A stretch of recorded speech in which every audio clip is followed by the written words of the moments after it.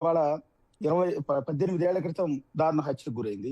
18 ఏళ్ళైనా ఆమెకు న్యాయం జరగట్లేదు. దిక్కు మొక్కు లేదు.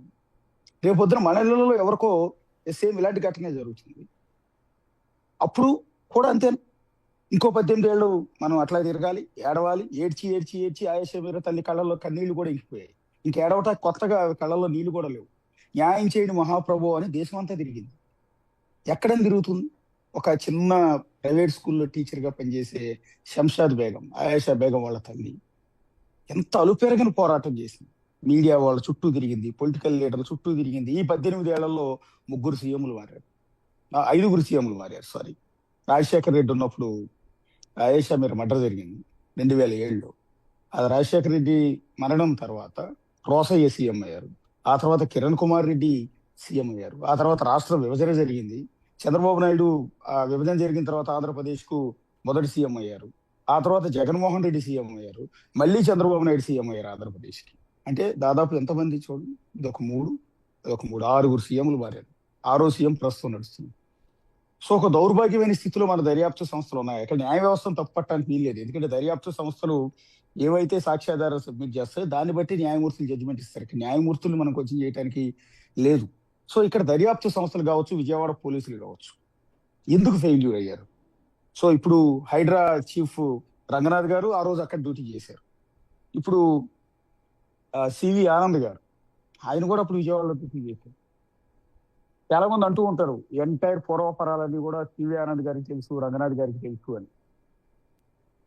సో ఏం జరిగింది? సో ఇప్పుడు పోలీసు వైఫల్యం అండ్ సిబిఐ పోలీసుల వల్ల కావట్లేదని సిబిఐకి ఇచ్చారు. అత్యున్నత దర్యాప్తు సంస్థ అని చెప్తుంటాం మన సిబిఐని. సిబిఐ కూడా ఏమీ న్యాయం చేయలేకపోయింది అంటే ఇక సిబిఐ ఎందుకు, సిఐడీలు ఎందుకు, పోలీసులు ఎందుకు? పోలీసు వ్యవస్థ మీద ప్రజలకు పూర్తిగా నమ్మకం పోతుంది కదా. తద్వారా న్యాయ వ్యవస్థ మీద ప్రజలకు నమ్మకం పోతుంది కదా. ఇలా న్యాయం జరగదు అని తెలుసుకున్న క్రమంలోనే కదా ప్రతి ఒక్కళ్ళు చట్టాన్ని సమచేతుల్లోకి తీసుకుని యాంటీ సోషల్ ఎలిమెంట్ కింద మారుతారు. వాళ్లే హంతకులుగా మారుతారు. ఇన్స్టెంట్ జడ్జిమెంట్ కోరుకుంటారు కదా. సో ఇది పోలీస్ స్టేషన్కి వెళ్ళి ఉపయోగం లేదు, సిబిఐకి వెళ్ళి ఉపయోగం లేదు, సిఐడికి వెళ్ళి ఉపయోగం లేదు, కోర్టుకి వెళ్ళి ఉపయోగం లేదు అనుకున్నప్పుడు వాళ్లే వెపన్ తీసుకుంటారు. ప్రాణానికి ప్రాణం అన్నట్టుగా ఎవరైతే ఆయేషాన్ని చంపారో చంపిన వాడి దగ్గరికి నీళ్ళే చంపేస్తారు కదా. ఇలాగే జరుగుతుంది కదా. ఏ ఇష్యూ జరిగినా కూడా ఇష్యూ జరిగితే ఎవరిన ప్రాణం తీసాడు అంటే ఇది పోలీస్ స్టేషన్కి వెళ్తే ఒక 20 ఏళ్ళు సాగుతుందో ఆ తర్వాత ఏమీ ఆధారాలు లేవని చెప్పి కేసు కొట్టేస్తారని ఆలోచిస్తే ఈ బాధితురాలి అన్నో, చెల్లో, తమ్ముడు, అన్నో, అక్క ఎవరో ఒకళ్ళు కత్తి పట్టుకుంటారు, వెళ్ళి చంపినోడి పొడిచి పడేస్తారు కదా. సో అల్లకల్లోలం అయిపోతుంది కదా. పోలీసు వ్యవస్థ మీద ప్రజల్లోకి నమ్మకం రావాలి కదా. సో ఇప్పుడు మీరు ఈ కేసు చూడండి. ఇప్పుడు అసలు ఆయేషాని చంపింది ఎవరు? ఇది మన కోచింగ్ రైజ్ చేయాలి. మన డెస్క్ టీం కావచ్చు, అసైన్మెంట్ టీం కావచ్చు, మన ఎంటైర్ టీం ఈ కోచింగ్ రైజ్ చేయాలి. ఎస్, పక్క గ్రాఫిక్ ప్లేట్ లో ఇది వేయండి. డెస్క్ టీం ఇది వేయండి. ఆయేషాని చంపింది ఎవరు? ఆయేషాని చంపిన ఆ కేసుకు సంబంధించి ఎలాంటి ఆధారాలు ఇవ్వని సిబిఐ చెప్పేస్తే, న్యాయస్థానం కేసు కొట్టేస్తే మరి ఆయేషాని చంపింది ఎవరు? ఎవరన్నా దెయ్యాలు పిశాచులు వచ్చి ఆయేషాని హత్య చేశాయా?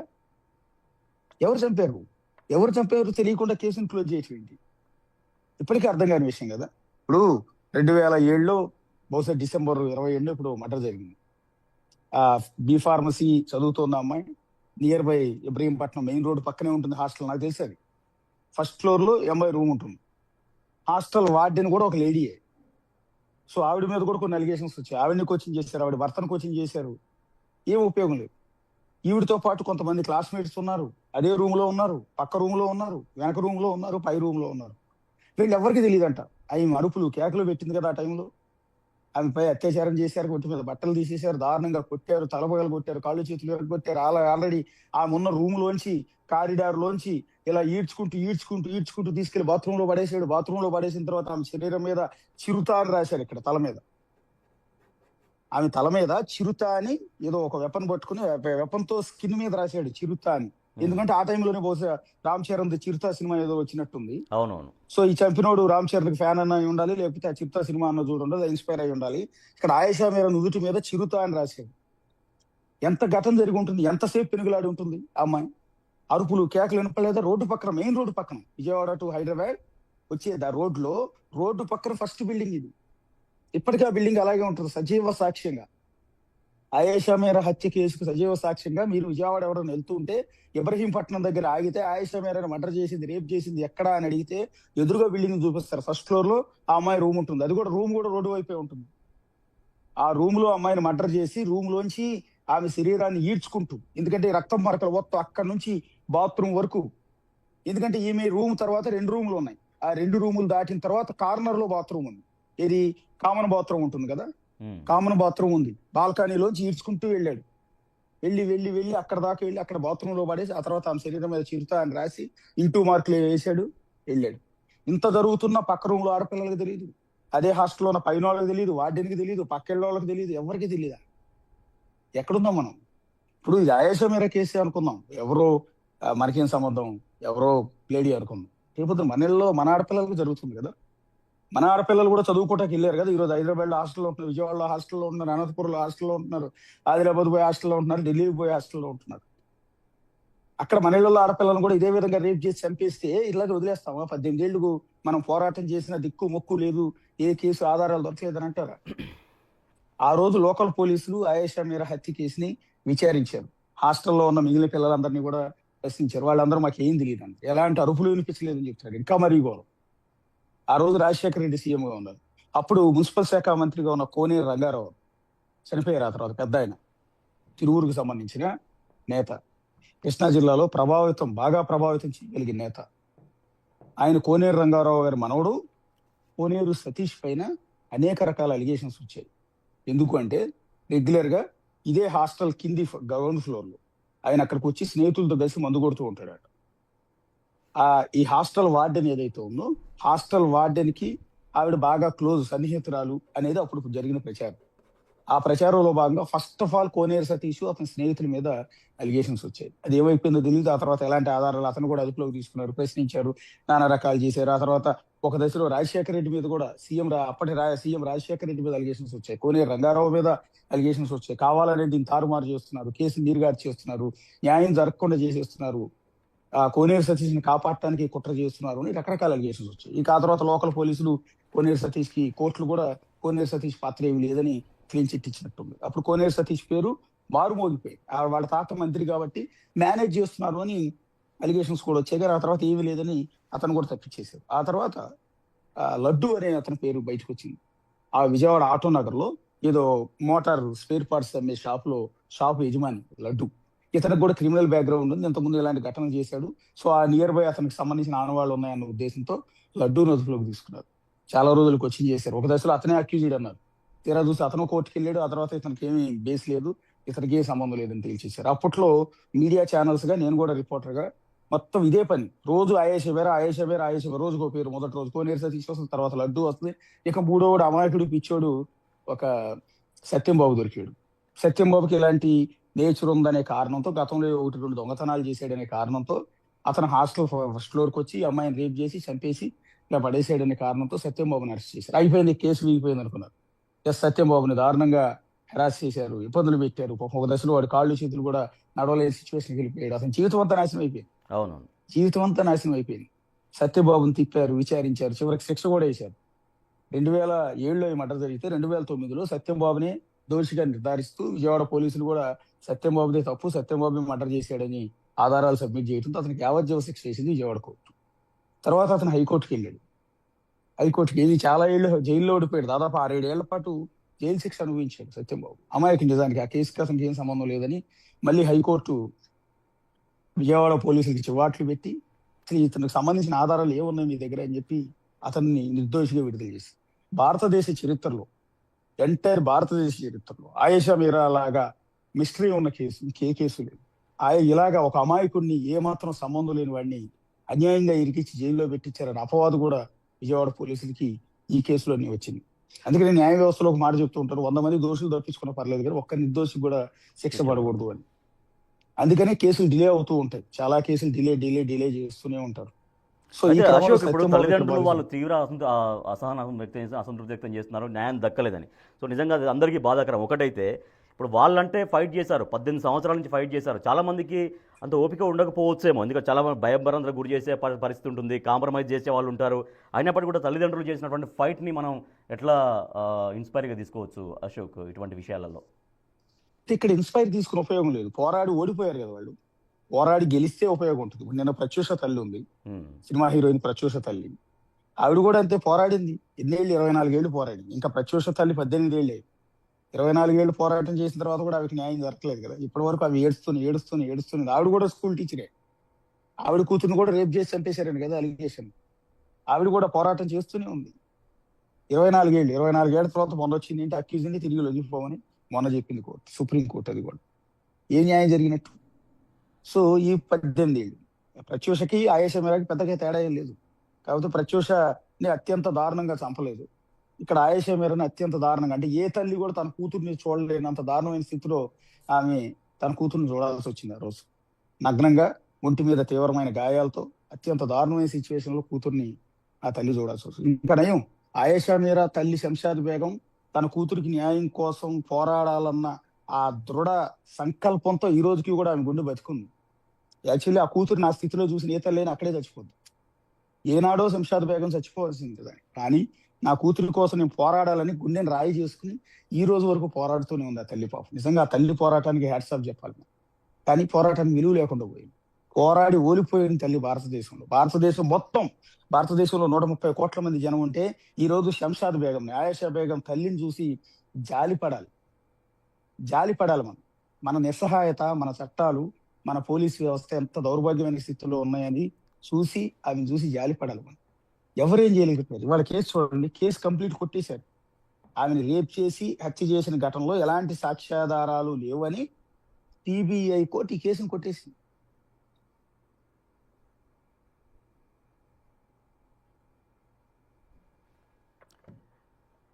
ఎస్ అశోక్ మళ్ళీ లైవ్లో జాయిన్ అవుతారు. సో సంచలనం సృష్టించినటువంటి ఆయేషా మీరా హత్య కేసు ఒక విషాదకరమైనటువంటి ముగింపుకు చేరుకుంది. తగిన ఆధారాలు లేవు అని. ఎస్ మా ఎగ్జిక్యూటివ్ అశోక్ లైవ్లో ఉన్నారు. రైట్ అశోక్, అంటే మనం మాట్లాడుతున్నాం పేరెంట్స్ చేసినటువంటి ఫైట్ అనేది. సో మీరు అన్నట్టుగా ప్రతి ఒక్క తల్లి కూడా వాళ్ళ చాలా బాధపడాల్సిన సందర్భం. ఎందుకంటే తమ రేపొద్దున తమ బిడ్డ కూడా ఈ రకంగా అయితే కూడా మా పరిస్థితి కూడా ఇంతేనా అనేది. సో వాళ్ళ ఫైట్ అంత థ్రెటన్స్ వచ్చినా కూడా అంత పోరాడి బట్ ఫైనల్గా సరే ఓటమి పాలయ్యారు, అది వేరే విషయం. కానీ నిజంగా ఇటువంటి దారుణాలకి చట్టాలు ఎంత పకడ్బందీగా ఉండాలని కోరుకోవాల్సినటువంటి సమయం ఇది. ఇక్కడ చట్టం అంటే ఇప్పుడు న్యాయ వ్యవస్థ, నేను ఏమంటానంటే సిబిఐ కోర్టు కావచ్చు, విజయవాడ కోర్టు కావచ్చు, కోర్టు ఏం చేస్తుందంటే న్యాయమూర్తికి పవర్ఫుల్ ఇదేం ఉండదు. పోలీసులు ఏవైతే ఆధారాలు సబ్మిట్ చేసిన ఆధారాలను బట్టి విచారణ జరిపి 2 వైపుల వాదనలు వింటారు. బాధితురాల తరఫు వాదనలు, పోలీసు వైపు వాదనలు, అక్యూజ్డ్ తరఫు వాదనలు అన్ని విన్న తర్వాత బ్యాలెన్స్ చేసుకుని భారత శిక్షా స్మృతిలో ఏవైతే ఉందో ఆ చట్టం ప్రకారం అవతల అక్యూజ్డ్కి శిక్ష వేస్తారు. అంతకన్నా వాళ్ళ దగ్గర ఏమి అదృశ్య శక్తులే ఉండవు న్యాయమూర్తుల దగ్గర. సో ఇక్కడ చేయాల్సిందంతా ఎవరు? పోలీసులు. విచారణ చేయాల్సింది, న్యాయం చేయాల్సింది పోలీసులు. కోర్టుకి ఛార్జ్ షీట్లు అన్ని ఆధారాలు సబ్మిట్ చేయాల్సింది పోలీసులు. దర్యాప్తు చేయాల్సింది పోలీసులు. నిందితులను అరెస్ట్ చేయాల్సింది పోలీసులు. న్యాయ వ్యవస్థ కేవలం అటువైపు ఇటువైపు వాదనలు విని ఆధారాలన్నీ కూడా పరిశీలించి మన చట్టం ప్రకారం ఏ సెక్షన్లు అయితే ఉంటే ఆ సెక్షన్ల కింద చట్టం శిక్ష విధిస్తుంది. ఆధారాలు లేకపోతే నిందితుడిని వదిలేస్తుంది. ఇక్కడ జరిగింది అది. సో చట్టాల గురించి మనం మాట్లాడటానికి వీల్లేదు. మనం మాట్లాడుకోవాల్సింది పోలీసు వ్యవస్థ గురించి. అత్యున్నతమైన దర్యాప్తు సంస్థ అయిన సిబిఐ కూడా ఏమీ చేయలేకపోయింది అంటే ఎక్కడున్నాం మనం? ఇది కేవలం ఆయేషా మీరాతో ముగిసిపోయేది కాదు రాజేష్. ఇవాళ మీకు సంబంధించిన వ్యవహారం, నాకు సంబంధించిన వ్యవహారం, టీవీ చూస్తున్న ప్రతి ఒక్కరికి సంబంధించిన వ్యవహారం ఇది. సో మన పోలీసు వ్యవస్థ గురించి మనం ఇవాళ న్యాయం దక్కదు అనుకున్నప్పుడు రేపొద్దున మనమే ఆయుధాన్ని తీసుకుంటాం. రేపొద్దున మన ఇంట్లో ఎవరికైనా జరిగింది అనుకుందాం, పోలీస్ స్టేషన్కి వెళ్తే ఏం ఉపయోగం ఉండదు, ఏ న్యాయం దొరకదు. ఇక్కడ పొలిటికల్ సిస్టమ్ లో ఎవరు దేన్నైనా మేనేజ్ చేసేస్తారు, లాబింగ్ చేసేస్తారు. వాళ్ళతో మనం పోటీ పడలేము. శంషాద్ బేగం మాదిరిగా, ప్రత్యూష తల్లి మాదిరిగా ఆవిడ 24 ఏళ్ళు, ఈవిడ 18 ఏళ్ళు పోరాటం చేయలేము అనుకున్నప్పుడు మనమే ఒక ఆయుధాన్ని చేతిలోకి తీసుకుంటాం. అంతకుడు, ఉన్మాదులు వీళ్ళందరూ మారేది ఎందుకంటే న్యాయం జరగనప్పుడే సొసైటీలోంచి ఉన్మాదులు పుడతారు. న్యాయం జరగనప్పుడే సొసైటీ నుంచి యాంటీ సోషల్ ఎలిమెంట్స్ పుడతాయి. సో ఇలా ఎందుకు ఆయుధాన్ని తీసుకుని వాళ్లే హంతకులు ఎందుకు మారతారంటే ఇన్స్టెంట్ జడ్జిమెంట్. ఈ గుండెల్లో ఆవేదన ఉంటుంది, నా బిడ్డను చంపిన వాడిని బతకడానికి వీల్లేదు అని. సో వాడే ఆయుధం తీసుకుని హంతకుని ప్రాణం తీసేస్తారు. అట్లా చట్టం చేతుల్లోకి తీసేసుకుంటే ఇక అల్లకల్లోలం అయిపోతుంది సొసైటీలో.